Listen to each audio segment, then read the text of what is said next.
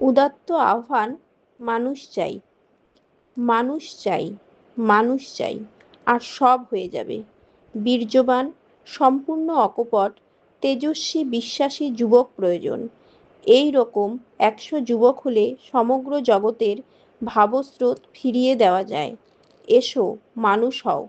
নিজেদের সংকীর্ণ গর্ত থেকে বেরিয়ে এসে বাইরে গিয়ে দেখো সব জাতি কেমন উন্নতির পথে চলছে। তোমরা কি মানুষকে ভালোবাসো? তোমরা কি দেশকে ভালোবাসো? তাহলে এসো, আমরা ভালো হবার জন্য, উন্নত হবার জন্য প্রাণপণে চেষ্টা করি। পেছনে চেয়েও না, সামনে এগিয়ে যাও। ভারত মাতা অত্যন্ত সহস্র যুবক বলি চান। মনে রেখো, মানুষ চাই, পশু নয়। আমাদের দেশের পক্ষে এখন প্রয়োজন লোহার মতো দৃঢ় মাংসপেশি ও ইস্পাতের মতো স্নায়ু। এমন দৃঢ় ইচ্ছাশক্তি চাই, কেউই যেন তাকে প্রতিরোধ করতে সমর্থ না হয়। তা যেন ব্রহ্মাণ্ডের সমস্ত রহস্য ভেদ করতে সমর্থ হয়। যদি এই কাজ করতে গিয়ে সমুদ্রের গভীরে যেতে হয়, যদি বা সর্বদা সর্বপ্রকার মৃত্যুকে আলিঙ্গন করবার জন্য প্রস্তুত থাকতে হয়, এটাই এখন আমাদের দরকার। আমাদের এখন প্রয়োজন শক্তি সঞ্চার। আমরা দুর্বল হয়ে পড়েছি। তোমাদের স্নায়ু সতেজ করো। আমাদের দরকার লোহার মতো পেশি ও বজ্রদৃঢ় স্নায়ু। আমরা অনেক দিন ধরে কেঁদেছি, এখন আর কাঁদবার প্রয়োজন নেই। এখন নিজের পায়ে ভর দিয়ে দাঁড়াও এবং মানুষ হও। দুর্বল মস্তিষ্ক কিছু করতে পারে না। আমাদের সবল মস্তিষ্ক হতে হবে। আমাদের যুবকদের প্রথমে সবল হতে হবে, তারপর ধর্ম।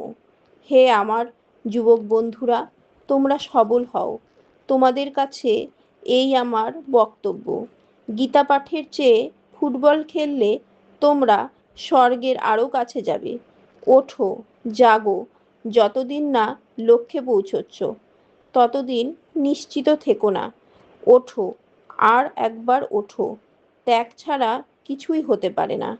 অন্যকে যদি সাহায্য করতে চাও, তবে তোমার নিজের অহং ত্যাগ করতে হবে। বৈরাগ্যবান হও।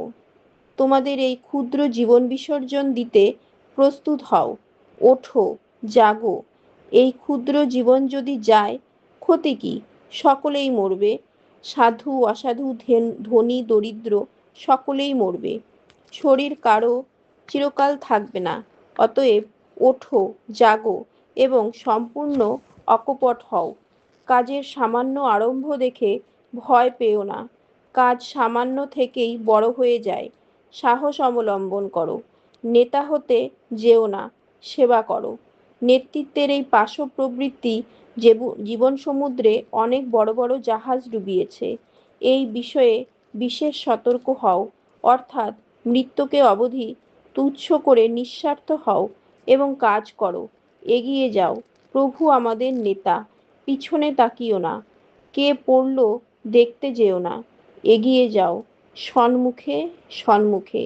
এইভাবেই আমরা এগিয়ে যাব। একজন পড়বে, আর একজন তার স্থান অধিকার করবে। আশিষ্ঠ, দৃঢ়িষ্ঠ, বলিষ্ঠ, মেধাবী যুবকদের দ্বারাই এই কাজ সম্পন্ন হবে। এই রকম হাজার হাজার যুবক রয়েছে। ওঠো, জাগো, জগৎ তোমাদের ডাকছে। অন্যান্য জায়গায় বুদ্ধিবল আছে, ধনবল আছে, কিন্তু কেবল আমার মাতৃভূমিতেই উৎসাহগ্নি বিদ্যমান। এই উৎসাহগ্নি প্রজ্বলিত করতে হবে। অতএব হে যুবকগণ, হৃদয়ে এই উৎসাহের আগুন জ্বেলে জাগো।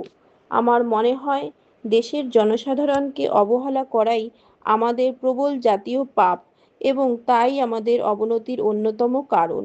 প্রেমে মানুষে মানুষে, আর্যে ম্লেচ্ছে, ব্রাহ্মণে চণ্ডালে, এমনকি পুরুষে নারীতে পর্যন্ত ভেদ করে না।